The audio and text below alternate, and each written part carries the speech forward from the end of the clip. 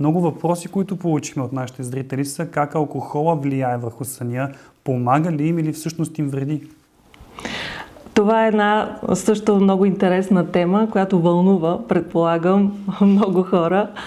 Разбира се, общо прието е мнението, че алкохолът в малки количества има благоприятен ефект. Да, в малки количества алкохол има благоприятен ефект и върху сърдечно-съдовата система, тъй като води до разширяване на кръвоносните съдове, но трябва да се има предвид, че влиянието на алкохола върху структурата на съня определено не е благоприятно, като освен, че може да наруши общо структурата на съня, той забавя настъпването на REM фазата на съня и скъсява нейната продължителност.